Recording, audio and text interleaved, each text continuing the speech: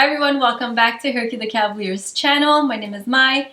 This is Herky, this is Milton, and if you're new to our channel, welcome! First of all, I just wanted to say thank you for all the sweet and loving and encouraging comments on my Halloween video. I'll be linking it up here. I was very nervous filming that video and it's been super well received for the most part. So thank you for all the sweet comments. I really appreciate that. Today I wanted to talk to you about random facts and myths that you hear about dogs. But a lot of things are not completely true. So I just wanted to sit here and talk to you about some myths and debunk them for you. Before we get started, if you like Herky and Milton's sweaters, we do have them on our boutique. It's Cavalier.com, and this is my Cabin Pocket Fall Edition t-shirt. If you like it, it's also on that website. They're my absolute favorite. I wear them all the time and I hope you like them too. Okay, so let's get into these myths.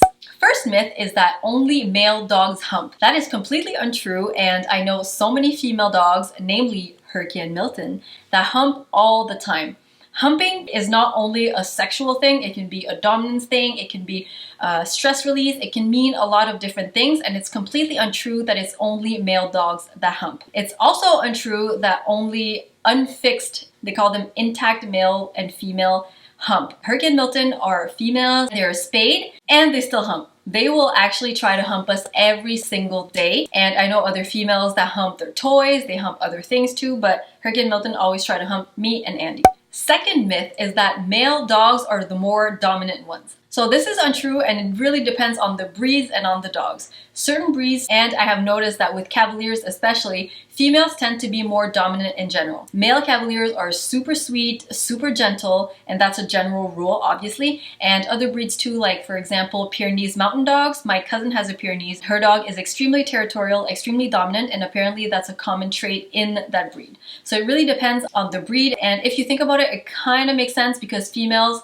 that are more territorial and dominant tend to have more of that maternal instinct. So especially when you have a mama that just had babies, be careful. And just because I know Cavaliers the most, I noticed that Milton is a very dominant female, for example, and you know Romeo, he's a super sweet, borderline submissive dog, and he's really not dominant. So that just goes to show you that it really depends on the breed, and a general rule is that it's not true that males are more dominant than females. Myth number 3 is that dogs will eat grass when they feel sick. This can be true. It's not 100% true. Herky and Milton eat grass all the time. Every time they're outside, they're gonna eat grass, and it might just be because they like the taste of it. Very rarely will they eat grass and then vomit, but some dogs do eat grass in order to make them vomit. So it really depends on the dog, and it can be a habit too. It can be just your dog's behavior. It can be that they like the taste. It can be a lot of things, but it doesn't necessarily mean that when they eat grass, they are feeling sick. You do have to be careful, however, that if your dog likes to eat grass like Herky and Milton, just make sure that the grass hasn't been treated in a short span before your dog is eating the grass, just to make sure there's no pesticides and no chemicals that they're ingesting. Myth number 4, a dry nose or a warm nose on a dog means that they are sick. This is completely untrue, and so the myth would be basically that a healthy dog has a cold, wet nose, and you can't really tell a dog's health by the state of their nose. The nose can be dry or wet or cold or hot. You will not know just by the nose how they are feeling. A lot of things that happen during the day, their routine, a lot of things can affect the state of their nose, and during the day you can see that the nose can change state quite often. A better indicator of how your dog is doing is behavior. Eating habits, sleeping habits, you know your dog best, so if the behavior in general changes, that's a better indication of your dog's health. Okay, myth number 5 is that a fluffy dog should be shaved in the summer.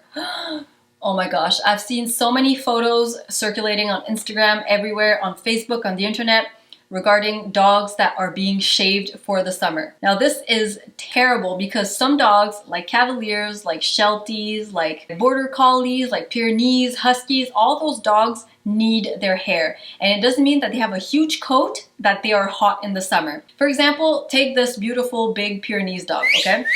These dogs have an undercoat, and the undercoat gets thicker during the winter to protect them against the cold. But in the summer, or when summer comes, during the spring, let's say, they're gonna shed all that undercoat and their coat is much lighter than it is in the winter. This does not mean that you have to shave the entire thing because it's self regulated and it's done by itself. You do not need to shave them because the fur actually protects them against the sun rays. And when you shave them, it can actually be harmful to the skin because the sun rays can penetrate directly to the skin, whereas when there's fur, it protects the skin. Same thing for Cavaliers. They do not need to be shaved in the summer. Please take note of that. Myth number 6 is that a dog's mouth is clean. Now, if you're anything like me, growing up, you probably heard that if your dog licks your wound, it's going to heal faster because dogs lick their own wounds in order to heal. This is completely untrue and their mouths are actually really dirty. This is actually really contradictory because I let them lick my face all the time, which is a bit gross, but you know, dog mom problems. The reason why dogs lick their wounds, which in turn makes their wounds heal faster, is not because of the licking itself. It's because when the dogs lick the wounds, it actually washes away some debris and it washes out the wound and it stimulates blood flow to the area, which in turn makes the wound heal faster. If you think about it, dogs put their nose and their mouths everywhere. Like they lick, they eat everything, especially Herky. So it makes their mouths extremely dirty. So it's not necessarily a good idea that if you have a wound, you let them lick the wound. There's actually a lot of bacteria in your dog's mouth, and especially if you don't brush their teeth every single day, their mouth is not that clean. Okay, myth number 7 is that when your dog licks you, it means they're kissing you.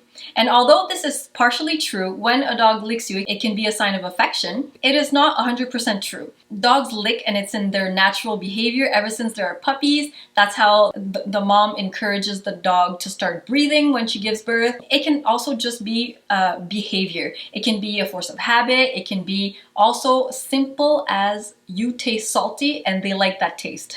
It's as simple as that. So it can be affection, it can be a force of habit, and it can be they just like the taste of it. So that's all for the myths that I have today. If you like this kind of video, please give it a thumbs up. And if you've heard of any other dog myths, please leave them down below and I'd love to have a discussion on that with you. Thank you guys so much for watching. We love you and we'll see you soon. Bye!